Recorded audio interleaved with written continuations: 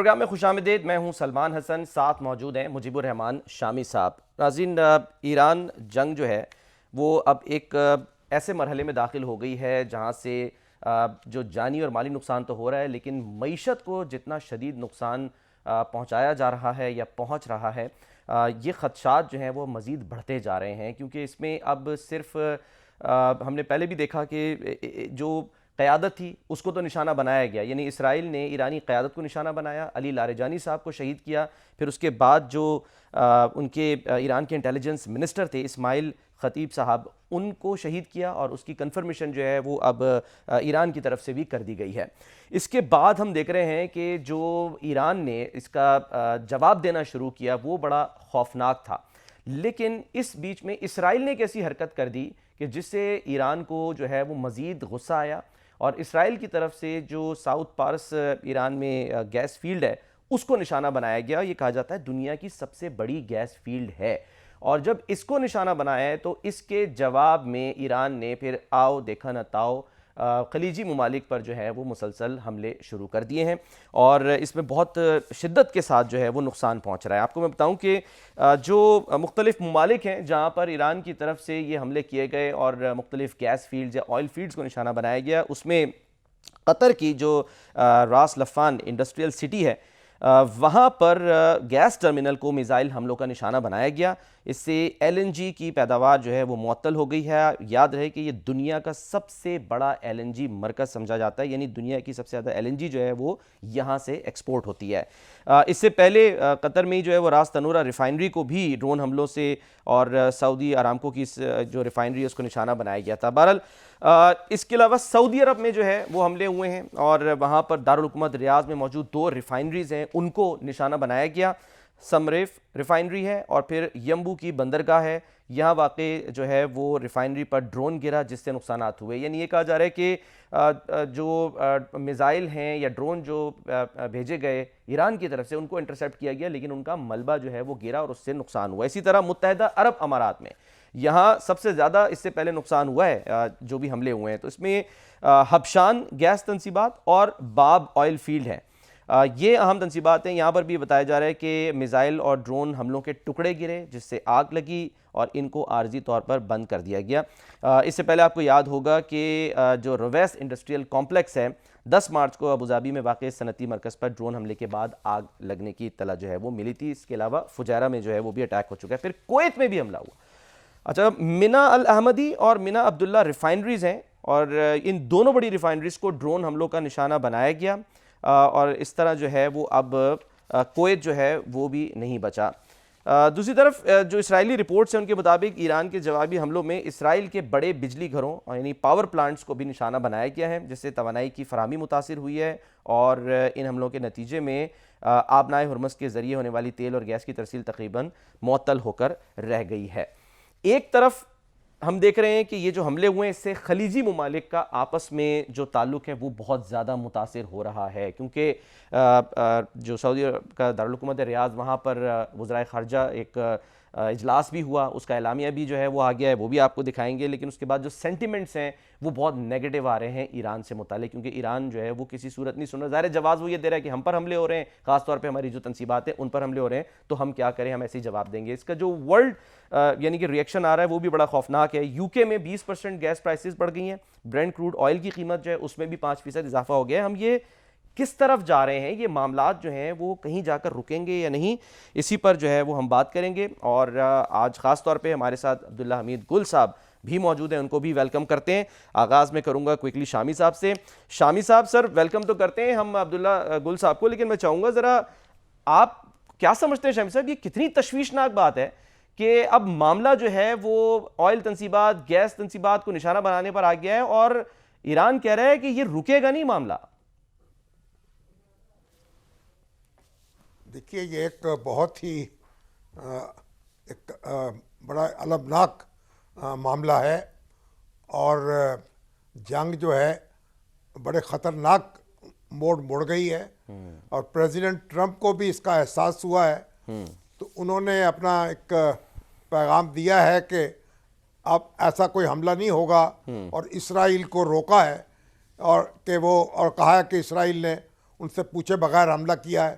ایران کی گیس کی تنصیبات پر. جی اور ایران جو ہے اب اس نے جو اقدامات کیے ہیں اس پر بھی ایک احتجاج ہو رہا ہے، کیونکہ ریاض میں اسلامی اور عرب ملکوں کے وزراء خارجہ کی ایک اہم میٹنگ ہو رہی تھی، اور وہاں جب یہ معاملہ ہوا کہ بھئی ریاض پر بھی میزائل آئے ہیں اور ڈرون اٹیک ہوا ہے، اور جو تنصیبات ہیں تیل کی ان کو بھی نشانہ بنایا جا رہا ہے، تو وہاں سے بھی ایک قرارداد بڑی سخت منظور کی گئی ہے جس میں بہت احتجاج کیا گیا ہے.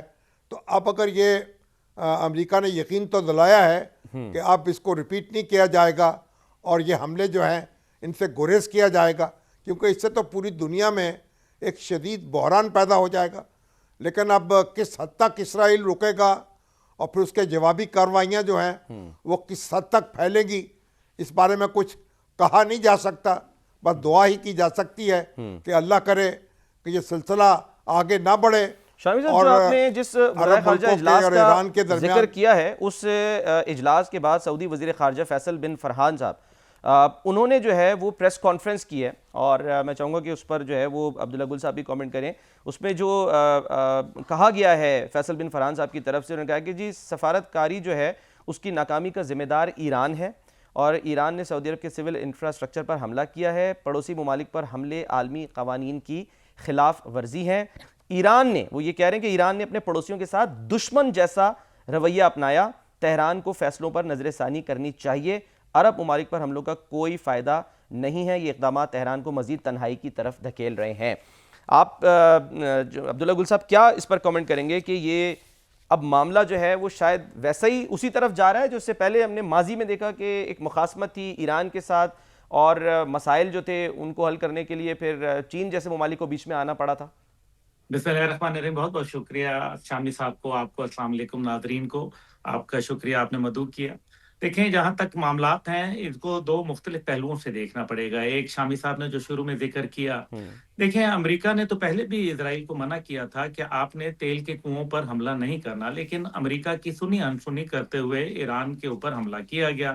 اور پھر اس سے پہلے بھی جب مذاکرات ہو رہے تھے 2025 میں، تب بھی اسرائیل نے انیشیٹ کیا تھا. اس کا مطلب یہ ہے کہ نہ وہ بورڈ آف پیس کی شرائط کو ماننے کے لیے تیار ہے، نہ وہ امریکہ کی گارنٹی اس کے اوپر اطلاق ہوتا ہے، اور نہ وہ کسی کو سننا چاہتا ہے. اس کی دو وجوہات ہیں. ایک تو یہ کہ گریٹر اسرائیل کا نقشہ تبھی کامیاب ہوگا جب عرب ممالک کمزور ہوں گے اور آپس میں انتشار کا شکار ہوں گے. دوسری جانب وہ یہ بھی چاہتے ہیں کہ خطے کے اندر امریکہ اب آ گیا ہے تو یہاں سے نکل کے جانے نہ پائے، ورنہ ظاہر ہے ریاست اسرائیل کو اس کا شدید خطرہ ہوگا. تیسری جانب نیتن یاہو کے حوالے سے کوئی بات ابھی تک حتمی نہیں کہا جا سکتی کہ وہ ابھی حیات ہے یا نہیں ہے. اس لیے یہ جو ڈیسپریشن ہے یہ بہت خطرناک ہے. سر لیکن عبداللہ گل صاحب، ڈیسپریشن میں اب ڈونلڈ ٹرمپ جو ہیں وہ کیا ننے کاکے بن جاتے ہیں؟ کیا کہیں ان کو؟ وہ کہہ رہے ہیں کہ جی اسرائیل نے مشرق وسطی کی جنگی صورتحال پر غصے کے باعث، یعنی غصے میں آ کر جو ہے وہ گیس فیلڈ پر حملہ کیا ہے. غصے میں آ کر آپ گیس فیلڈ پر حملہ کر رہے ہیں، اور ظاہر ہے پھر ایران کے پاس کیا جواز نہیں ہوگا کہ اس کو بھی جوابی غصہ آئے اور وہ پھر حملہ کرے. اور وہ کہہ رہے ہیں جی ہمیں تو پیشگی اطلاع نہیں دی گئی تھی، ساتھ میں دھمکی بھی دے رہے ہیں. وہ کہہ رہے ہیں کہ اگر دوبارہ ایسا ہوا تو پھر ایران کے خلاف ایسی فوجی کارروائی ہوگی جو اس نے کبھی سوچی بھی نہیں ہوگی، اور ہم تو یہ جو گیس فیلڈ ہے، پارس گیس فیلڈ، اس کو مکمل طور پہ تباہ کر دیں گے، اوبلیٹریٹ کر دیں گے. دیکھیں، غصے میں آ کے پہلے بھی انہوں نے 70,000 سے زیادہ لوگ غزہ کے اندر شہید کر دیے، تب کیا دھمکیاں نہیں تھیں؟ تو ڈونلڈ ٹرمپ صاحب تو دھمکیاں دے رہے ہیں، اللہ رحم ہی کرے، لیکن لگتا یہ ہے کہ ایران پر دھمکیوں کا اثر نہیں ہو رہا. غصے میں آ کے اگلے کو بھی غصہ آتا ہے، تو پھر اس کا مطلب یہ ہے کہ دائرہ کار پھیل رہا ہے جنگ کا، اور یہ تھمنے کا نام نہیں لے رہی.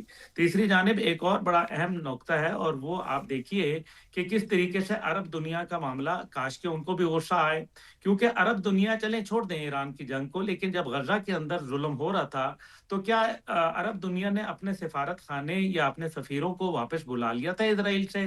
تو وہ تو نہیں بلایا تھا. یہ بھی ایک میرے خیال میں اہم نقطہ ہے. تیسری جانب ایک یہ بھی بات ہے کہ چین اور پاکستان بڑی دوستی ہے، لیکن اگر انڈیا کو چین اڈے دے دیتا ہے اور وہاں سے وہ حملے کرتا ہے اور پاکستان یہ باور کراتا ہے کہ جناب اگر آپ حملے کرائیں گے یا اپنے یہاں بیسس سے انڈیا ہم پر اٹیک کرے گا تو ہم جوابی آپ پر کاروائی کریں گے. یہ وہ ڈکلیئرڈ پالیسی ہے جو ایران نے کہی ہوئی ہے. اس لیے میرے خیال میں عرب دنیا کو جہاں یہ کنڈیم کیا ہے اور میں ان کے ساتھ ہوں کہ ایران کو نہیں حملے کرنے چاہیے، لیکن ساتھ ہی ساتھ میں یہ بھی چاہتا ہوں کہ عرب دنیا یہ بھی کنڈیم کرے کہ غزہ کے اوپر اور اسی طرح سے لبنان پہ وائٹ فاسفورس باموں کا استعمال اور ایران کے اوپر حملے اور ان کی میناب پر بچیوں کو نشانہ بنانا یہ بھی غلط تھا. اگر یہ کنڈیم نہیں کریں گے تو نیچرلی پھر بات تلسی گیبٹ کی طرف آ جاتی ہے جو سی آئی کے چیف ہیں اور انہوں نے ہندو مذہب قبول کیا.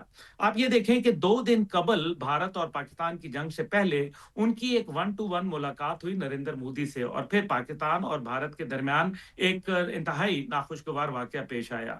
پھر اس کے بعد ہم نے دیکھا کہ اب وہ تلسی گیبٹ وہاں کہہ رہی ہیں باقاعدہ بیٹھ کے، یہ کل سے آپ دیکھیں سوشل میڈیا پہ بات گرم ہے نیوکلیئر کے حوالے سے کہ پاکستان، نارتھ کوریا اور روس اور چین یہ نیوکلیئر، یہ اچانک ایک نیوکلیئر کی بات کیوں ہونا شروع ہوئی. اور پھر ایران کی انٹیلیجنس کی رپورٹ یہ کہہ رہی ہے کہ اگر وہاں کویت کے اندر امریکہ نے اپنے نیوکلیئر ایسٹس موو کر دیے ہیں، گو کہ میں سمجھتا ہوں کہ یہ اس کے اندر شاید حقیقت اس حد تک نہیں ہے، لیکن یہ جو نیوکلیئر کی باتیں آنا شروع ہو گئیں اور پیٹ ہیگزٹ کے بیان آنا شروع ہو گئے جس میں وہ یہ کہہ رہا ہے کہ اب وقت آ گیا ہے کہ تھرڈ ٹیمپل بنے، اور مسجد اقصی کو جس طرح سے اب آپ نے بند کر دیا ہے تمام عبادات کے لیے، تو یہ بات ایک وار منسٹر کر رہا ہے جس کے جسم پر ٹیٹو بنے ہیں کہ ہاں میں کافر ہوں، اور یہ باتیں وہ کھل کے کر رہا ہے. اب یہ باتیں جس طرف جا رہی ہیں اس کو ایک مذہبی جو رنگ دیا جا رہا ہے امریکہ کی جانب سے. آپ کو یاد ہے کہ 9/11 سے پہلے بھی جارج ڈبلیو بش جونیئر نے یہ کہا تھا کہ یہ ایک کروسیڈ ہے، صلیبی جنگ ہے، اور آج ہم یہ دیکھ رہے ہیں کہ اس کو پھر ایک مذہبی رنگ کے ساتھ اس کو کرسچن زائنسٹ اور جو جیوز زائنسٹ ہیں ان کے ساتھ شامل کیا جا رہا ہے. تو یہ تو معاملات عبداللہ صاحب، تلسی گیبٹ تو جو زہر اگل رہی ہیں وہ تو اگلیں، لیکن ان کے نیچے ایک صاحب کام کرتے تھے وہ خیر بات کہہ گئے ڈونلڈ ٹرمپ کو، جو کینٹ. انہوں نے ٹکر کارلسن کو ایک پوڈ کاسٹ میں جو ہے وہ ان سے گفتگو کی اور ان کو پھر واضح کیا، بتایا کہ بھئی کوئی ایمیننٹ تھریٹ نہیں تھی. ذرا میں چاہ رہا ہوں شامی صاحب بھی آپ بھی ذرا سنیں اور پھر اس پر جو ہے وہ آپ ضرور کمنٹ کریں. دکھائیں جی جو کینٹ جو ہیں جو کہ کاؤنٹر ٹیررزم ڈائریکٹر تھے، جو اب خیر بات کہہ چکے ہیں، استعفیٰ دے چکے ہیں، انہوں نے کیا کہا. تو شامی صاحب کس پر یقین کریں ہم؟ جو کینٹ پر یقین کریں ہم ان 18 جو خفیہ ایجنسیز ہیں جنہوں نے رپورٹ کیا تھا اس وار سے پہلے کہ جی آپ رجیم چینج کے لیے کچھ بھی کر لیں رجیم چینج نہیں ہوگی، وہاں بے سود ہے حملہ، یا صرف ڈونلڈ ٹرمپ پر جو ہے وہ یقین کیا جائے؟ نہیں، یہ تو ظاہر ہے کہ اب یہ بات تو واضح ہو چکی ہے کہ ایران کا تو کوئی ارادہ نہیں تھا کہ امریکہ پہ حملہ کرے، اور ایران پر جو حملہ کیا گیا وہ ایک انتہائی ظالمانہ اقدام ہے، اور پوری دنیا کے جو بین الاقوامی قوانین ہیں ان کی خلاف ورزی کرتے ہوئے حملہ کیا گیا. اس کا کوئی جواز نہیں تھا، اور اس کا کوئی جواز نہ دیا جا سکا ہے نہ ثابت کیا جا سکا ہے. تو دنیا تو اس لیے اب اس میں تو کوئی دو رائے ہو نہیں سکتی. لیکن اصل بات یہ ہے کہ ایران تو یہ نہیں کہہ رہا کہ کوئی نیوکلر دھمکی ایران کی طرف سے تو نہیں آ رہی، یہ تو اس کے حملہ آور جو ہیں ان کی طرف سے اس طرح اشارے ہو رہے ہیں. اور یہ جو کہا جا رہا ہے کہ پاکستان کے پاس بھی ایک میزائل ایسے آ گئے ہیں، یعنی بین البر اعظمی میزائل ہیں جو دور تک مار کر سکتے ہیں، تو اب یہ بھی ایک ان کا ایک تھریٹ پرسیپشن ہے. اس پر کسی اور وقت بات کر لیں گے. پاکستان تو نہ امریکہ سے جنگ چاہتا ہے، نہ امریکہ کے خلاف اس کی جنگ کوئی شروع ہے، نہ اس کا کوئی ارادہ ہے، اور نہ اس کو ایسے بین البر اعظمی میزائل جو ہیں ان کو ڈیولپ کرنا کوئی اس کو مطلب ہے، میں سمجھتا ہوں اس کا کوئی یعنی حکمت عملی کا حصہ ہے. تو یہ تو بالکل ایک غیر متعلقہ بات ہے.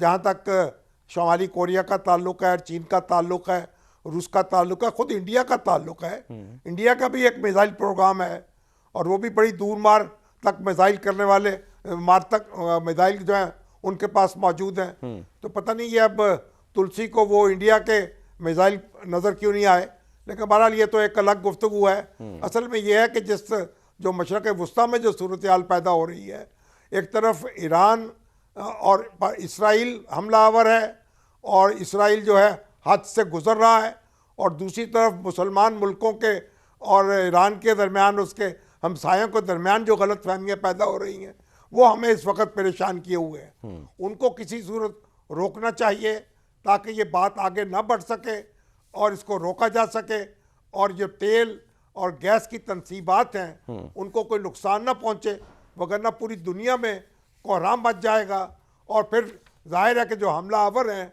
उनको भी इसके लिए जवाबदेह होना पड़ेगा, और वो भी इसका कोई जवाब उनके पास नहीं हो सकेगा। ठीक है तो अब्दुल्ला गुल साहब, जो शामी साहब जिस से हम तरफ इशारा पूछते कर रहे हैं और बता रहे हैं अब्दुल्ला साहब कि ये बताएं जी जी कि आप ये बताएं कि आपके नज़र में क्या इक़दाम होने चाहिए जिससे ईरान और उसके हमसाया मुल्कों के दरमियान एक ताल्लुकात जो हैं उनको बिगाड़ से बचाया जा सके। जी अब्दुल्ला जी साहब। बिल्कुल शामी साहब, बजा फरमाया आपने। देखें, पहली बात यह है कि ये मिनी थर्ड वर्ल्ड वॉर तो शुरू हो चुकी है ना जी। इससे एक पूरी दुनिया मुतासिर हो गई है, चाहे बराह रास्त या आप देख लें कि कुछ तो डायरेक्टली जंग में इन्वॉल्व हैं और कुछ लेकिन जो हमें तो मुआशी इसको सतह। जी जी सर। हमें तो रोकना है ना कि हमारे अपने घर में आग ना लगे। जी बिल्कुल, आप सही फरमा रहे हैं। देखें, उसके अंदर जो ईरान के, क्योंकि मैं अभी ईरानी सफीर से मिल के आया हूं और अली लारेजानी साहब से भी मेरी मुलाकातें रही हैं।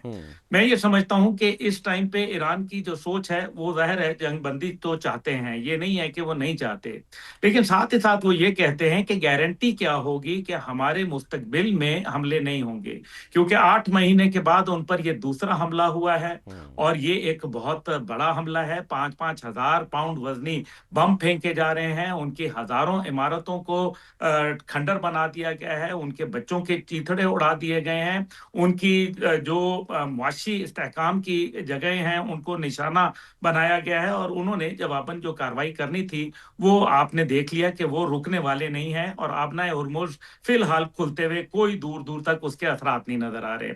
अमेरिका की ताकत चैलेंज हो रही है और पूरी दुनिया के अंदर अमेरिका का जो एक ऑरा है वो ब्रेक हो रहा है।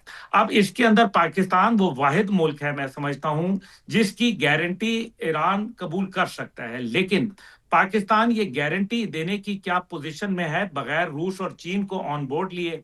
क्या चीन और रूस अमली तौर पर इस जंग के अंदर कूदने के लिए तैयार हैं? क्योंकि अगर वो अमली तौर पर नहीं आएंगे और पीछे रह के राइट्स पीसफुली का नारा लेके चलेंगे, तो मेरा नहीं ख्याल कि ये जंग अभी थमती नजर आ रही है, और इसके अंदर बढ़ोतरी मजीद हो जाएगी अगर उन्होंने सिर्फ टेक्निकल सपोर्ट और डिप्लोमेटिक सपोर्ट तक मामला जारी रखा। बड़ी ऐसी सूरत एक क्रिटिकल सिचुएशन इस वक्त हम कह लें कि है अब्दुल्ला गुल साहब, क्योंकि जो पासदाराने इनकलाब हैं, देखिए इस वक्त तो एक रिवेंज का जो अंसर है वो तो पाया जाता है ना, वो तो जिस तरह से क़यादत को शहीद किया जा रहा है वो तो इस वक्त गम और गुस्से से भरपूर इस वक्त जो है वो कार्रवाई कर रहे हैं। लेकिन आप जो जिक्र कर रहे हैं कि जी गारंटी पाकिस्तान दे सकता है, पासदाराने इनकलाब ने कहा है कि जी खलीजी ममालिक की तवानाई तनसीबात पर हमले उनकी मुकम्मल तबाही तक नहीं रुकेंगे। ये कितना आपको लगता है कि एक क्रिटिकल एक बयान है पासदाराने इनकलाब की तरफ से? वो तो कह रहे हैं तो हमने रुकना ही नहीं है भाई, हम तनसीबात तबाह करेंगे तो इसका मतलब है पूरी दुनिया जो है वो तबाही की तरफ फिर जा रही है। जी, जंग में ये बातें तो आपको पता है होती हैं ना। लोग आगे बढ़कर, पहले भी ईरान बहुत कुछ कहा करता था, लेकिन उसके बाद फिर मुज़ाकरात के लिए भी टेबल ओपन रखी थी। लेकिन मैं एक छोटी सी बात करूंगा, और देखें शामी साहब इसको ज्यादा अच्छा अंदाज में इसको फॉलो कर सकेंगे, बल्कि हमें गाइड कर सकेंगे, और वो ये है कि जो लोग बुजुर्ग होते हैं, बड़े होते हैं, उनसे बात करना आसान होता है। उन्होंने नशेब फराज देखे होते हैं। ईरान की लीडरशिप जो बड़ी मुतबर लीडरशिप थी, उनको तो उन्होंने कर दिया शहीद।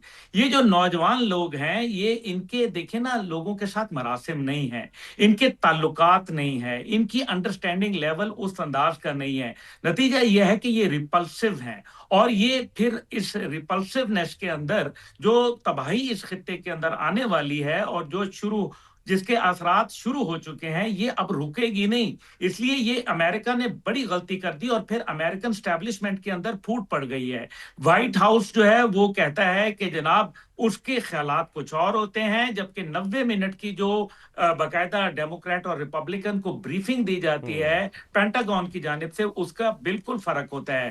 وہاں جو ان کے جوائنٹ چیف ہیں وہ کچھ بول رہے ہیں، اور سی این این اور ان کا جو امریکن میڈیا ہے وہ اپنی ہی حکومت کے ویری ہو گیا ہے۔ یہ کیا وجہ ہے؟ پہلی دفعہ یہ ہو رہا ہے۔ اس کا مطلب یہ ہے کہ کیا امریکہ ایک سٹرگلنگ سپر پاور ہے جس کے بحری جہاز جن کے اچانک جہازوں پہ آگ لگنا شروع ہو جاتی ہے، جہاز حادثات کا شکار ہونا شروع ہو جاتے ہیں، میزائل سسٹم اور ریڈار سسٹم تباہ ہونا شروع ہو جاتے ہیں۔ اس میں ایران کا کوئی کردار نہیں بتایا جاتا، صرف حادثات کا ذکر کیا جاتا ہے۔ ابھی دنیا اتنی بھی بھولی اور معصوم نہیں ہے کہ وہ ان حادثات کو نہ سمجھ سکیں یا اس کے پیچھے وجوہات کو نہ جان سکیں۔ اس میں ٹیکنالوجی کا بڑا عمل دخل ہے۔ لیاؤمنگ ون جو ایک جہاز ہے چائنا کا، وہ دنیا کا اسٹیٹ آف دا آرٹ جاسوسی کا جہاز سمجھا جاتا ہے بظاہراً طور پر، وہ اس ٹائم پہ انٹرنیشنل واٹرز میں کھڑا ہے، لیکن 6000 کلومیٹر کے اندر ہونے والی ہر نقل و حرکت کے اوپر وہ نہ صرف نظر رکھے ہے بلکہ اے آئی جنریٹڈ وہ ڈیٹا بھی فراہم کرتا ہے، اور ساتھ ہی ساتھ پن پوائنٹ ایکوریسی کو بھی میک شور کرتا ہے، اور اس کے علاوہ وہ ریکارڈ بھی کرتا ہے تمام ایونٹ۔ یہ چیزیں ایک بہت مختلف دائرہ اختیار کر گئی ہیں، جس کے اندر لگتا یہ ہے کہ ابھی چین اور روس یہ نہیں چاہتے کہ یہ جنگ اپنے اختتام کو پہنچے، تاکہ ایک دفعہ وہ امریکہ کو اپنا کٹ ٹو سائز کریں، اور یہی وجہ ہے کہ ابھی تک کوئی ڈپلومیٹک ایفرٹس کامیاب اس لیے نہیں ہو رہی کیونکہ اس میں چین اور روس کی باقاعدہ شمولیت یا گارنٹیز شامل نہیں ہیں۔ اور اس کی ایک وجہ یہ بھی ہو سکتی ہے کہ ظاہر ہے چین کا تو کوئی نقصان ہو نہیں رہا، کیونکہ آبنائے ہرمز جو ہے وہ مکمل طور پہ تو بند نہیں ہے، اور وہاں سے جہاز جو گزر رہے ہیں تو اس میں چین کو تو کوئی نقصان نہیں ہو رہا فی الحال، کم از کم ویسا نہیں ہو رہا جو کہ یعنی کہ جو ایکسپیکٹ کر رہا ہوگا امریکہ شاید۔ نہیں، نقصان کا کیا، ان کا تو فائدہ ہی فائدہ ہے، ان کا تو سر کڑھائی میں ہے اور پانچوں گھی کے اندر ہیں، کیونکہ آپ دیکھیں ایک تو وہاں جتنے آبنائے ہرمز میں جہاز چل رہے ہیں وہ چائنیز کال سائن دے کے چل رہے ہیں، یعنی کہ انگلش میں کال سائنز نہیں ہو رہے۔ دوسری جانب وہ تیل کی جو پیداوار ہے وہ یوان کے اندر دی جا رہی ہے، لوگ یوان کے اندر ٹریڈ کرنا شروع ہو گئے ہیں۔ This is a beginning of an end of a super power. آپ یہ دیکھیں کہ ابھی اسٹرگلنگ سپر پاور غلطی کے اندر، اور ڈیپ سٹیٹ جو امریکہ ہے جس کے اندر ان کے زائنسٹ کرسچنز ہیں، جس کے اندر جوئش لابی ہے، وہ کیا چاہتی ہے کہ ڈونلڈ ٹرمپ کی جو بھی کمزوریاں یا ان کی ایک امپلسو نیچر ہے اس کو استعمال کرتے ہوئے وہ مزید اس کانفلکٹ کو بڑھوتی دیں، اور اپنے مخصوص اہداف جو انہوں نے طے کیے ہوئے ہیں، جس کے اندر ڈی نیوکلیئرائزیشن آف اسلامک پاورز ہے وہ بھی شامل ہے۔ اسی وجہ سے انڈیا اور اسرائیل امریکہ کے اوپر ایک بوجھ بن کے کھڑے ہوئے ہیں، اور شاید ایپسٹین فائل کا بوجھ اتنا ہے کہ امریکہ کے جو لیڈرشپ ہے وہ اس کو برداشت نہیں کر پا رہی، اور مشرق وسطیٰ کے اندر یہ عالم آ چکا ہے کہ مشرق وسطیٰ کے اندر صورتحال دگرگوں ہو رہی ہے، معاشی استحکام ان کا دور دور تک نظر نہیں آ رہا، اور ساتھ ہی ساتھ جو خوراک اور پانی کی قلت ہے اس کا ان کو سامنا کرنا پڑ رہا ہے، اور مزید کرنا پڑے گا۔ یہ انفراسٹرکچر جو ہوتے ہیں جیسے ایل این جی کا پلانٹ آپ نے بتایا، کئی سال کی شپمنٹس انہوں نے طے کی ہوتی ہیں، اب یہ سب ڈسٹرب ہو گیا۔ اتنا آبنائے ہرمز کو نقصان ایرانی میزائلوں کا اور ڈرونز کا نہیں ہوا جتنا اور پی این عبداللہ صاحب ایل یہ کلب۔ کتنا تشویشناک ہے جو ظاہر ہے تنصیبات پہ حملہ ہو رہا ہے، کیونکہ ہمیں آپ کو یاد ہوگا جب کویت وار جو ہے یعنی گلف وار وہ ختم ہوئی تو کہتے ہیں 700 تیل کے کنویں تھے جن میں آگ لگی تھی یا لگائی گئی تھی، جو بھی کہہ لیں۔ 10 ممالک کے 16,000 ورکرز نے مل کر 9 مہینے کی کوشش کر کے اس آگ پر قابو پایا تھا، اور نارملائز ہونے میں چیزوں کو 12 مہینے سے زیادہ کا ٹائم لگ گیا تھا۔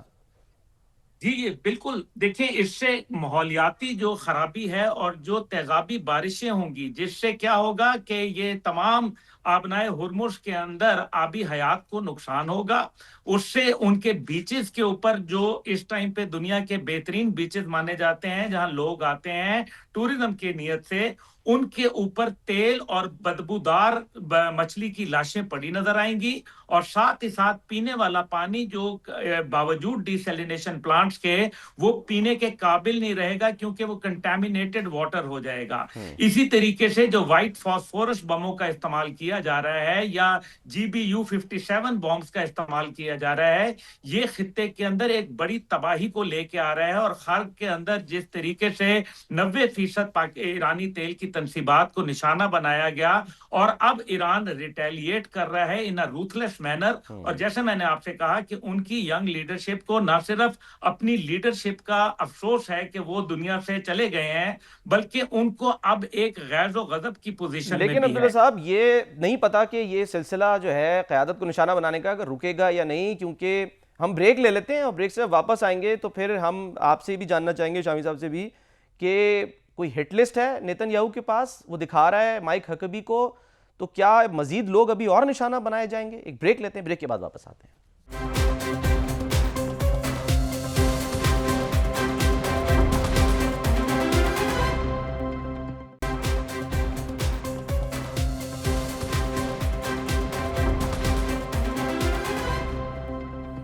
Welcome back. تو بنجمن نیتن یاہو جو ہے وہ کیا ارادے رکھتا ہے، وہ کیا حرکتیں کر رہا ہے؟ پہلے تو خود کو ثابت کرنے کے لیے ویڈیوز جاری کرتا ہے، اس پہ اعتراض آتا ہے کہ AI ویڈیوز ہیں۔ بہرحال ایک اور ویڈیو آئی جس میں وہ جو اسرائیل میں امریکہ کے سفیر ہیں مائک ہکبی، ان کے ساتھ بات کریں، ان کے ساتھ ایک لسٹ شیئر کر رہا ہے، ایک ہٹ لسٹ کہہ لیں یا پنچ کارڈ۔ ذرا گفتگو سنیں، پھر میں چاہوں گا اس پہ جو ہے وہ شامی صاحب بھی اور عبداللہ حمید گل صاحب بھی کامنٹ کریں۔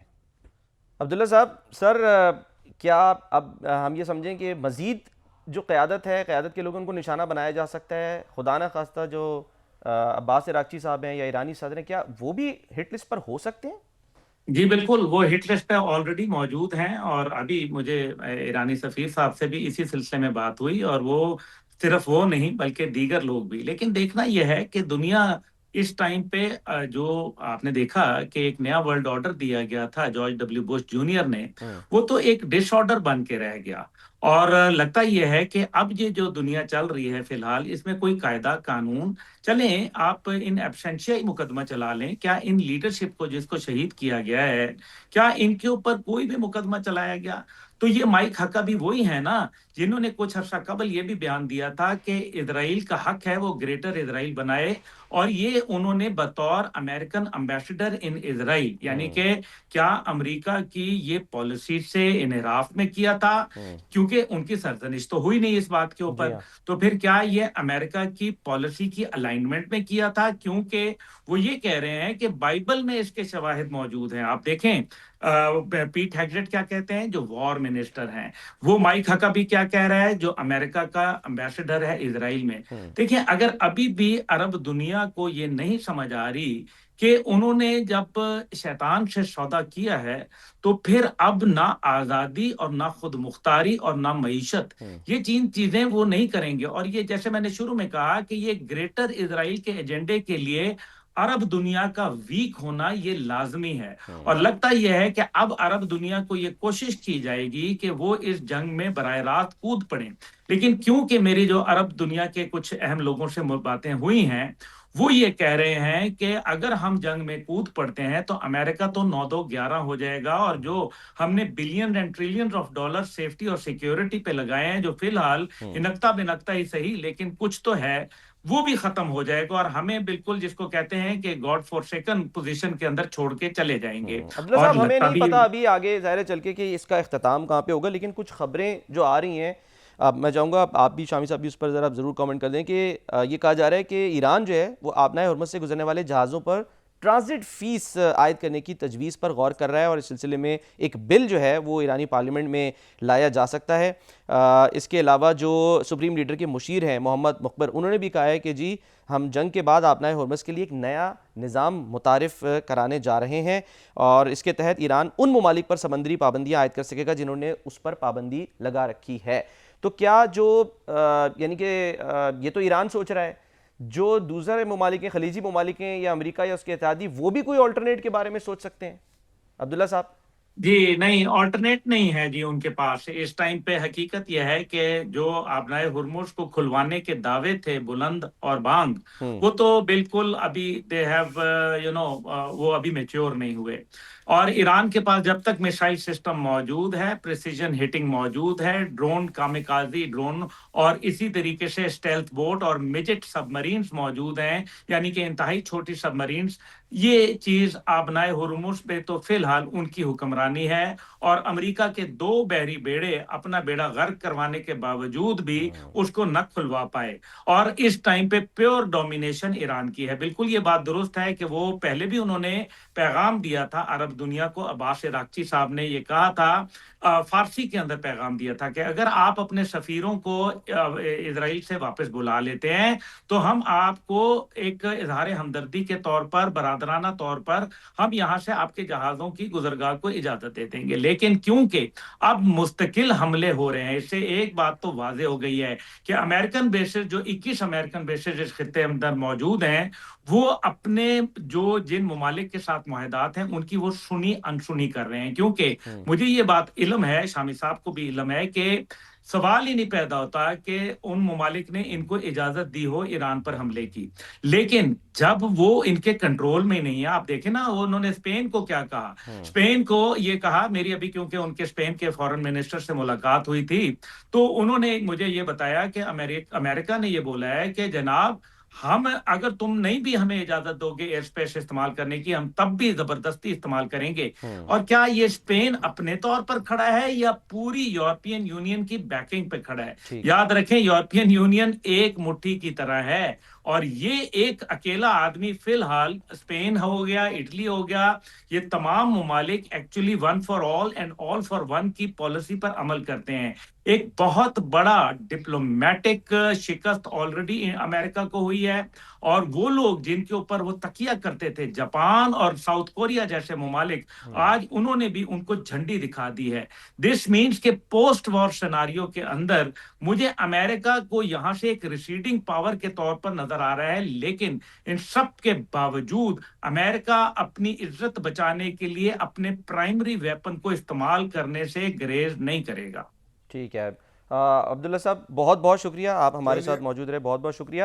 شامی صاحب آپ سے میں جاننا چاہوں گا، ایک تو یہ کہ جو مائک حقبی ہے، یہ آپ کو لگتا ہے کہ یہ اسرائیل میں امریکی سفیر ہونے کے بجائے یہ شاید امریکہ میں اسرائیل کا سفیر ہے جو باتیں کر رہا ہے؟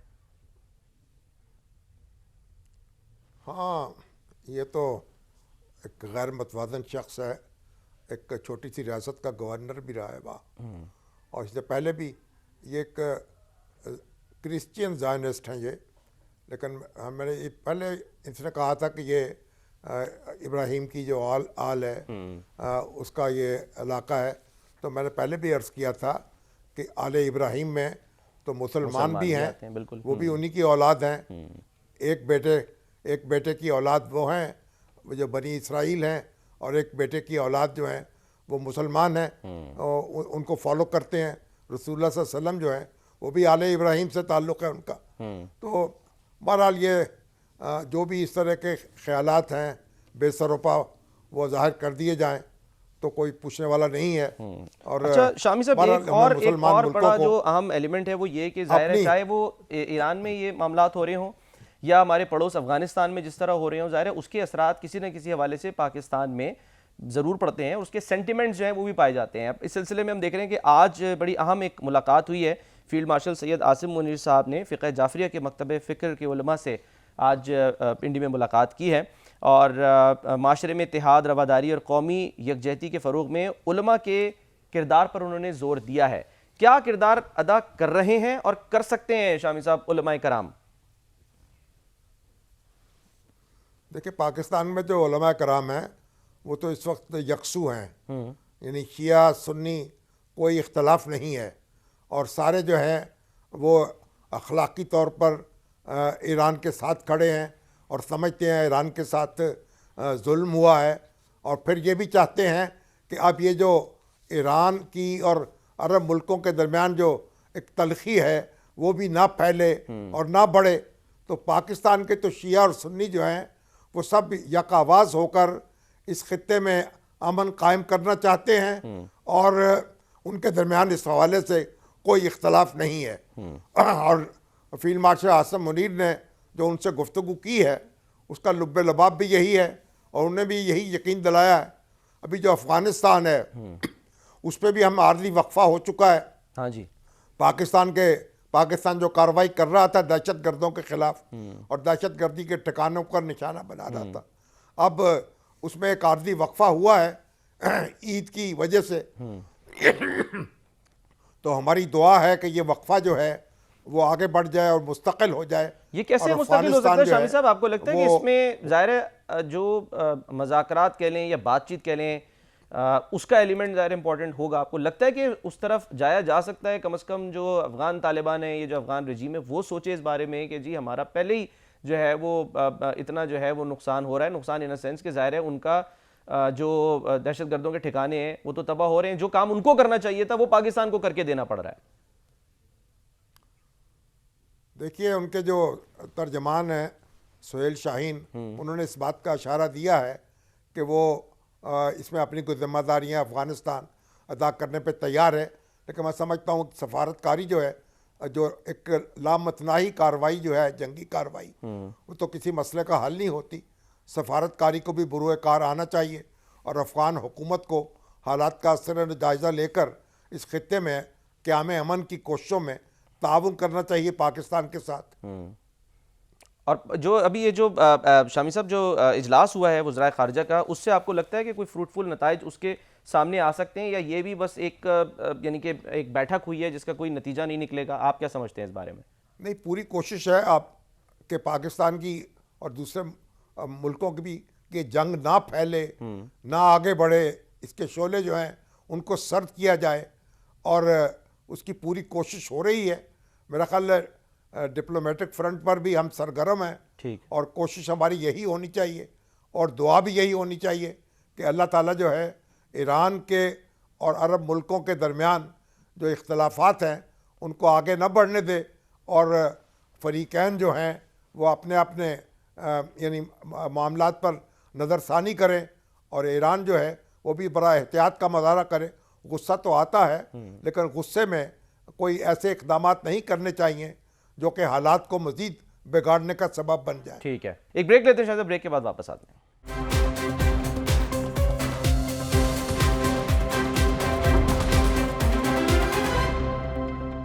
ویلکم بیک ناظرین. سب کی دعا ہے کہ ایران میں جو کچھ ہو رہا ہے, خطے میں جو کچھ ہو رہا ہے, وہ حالات جلد سے جلد بہتر ہوں. عید کا موقع ہے, ہماری آپ سے جو اب عید کے بعد پروگرام میں ملاقات ہوگی, تو نقطہ نظر کی پوری ٹیم کی طرف سے اپنے دیکھنے والوں کو عید مبارک. اپنا بہت خیال رکھیے. اللہ حافظ.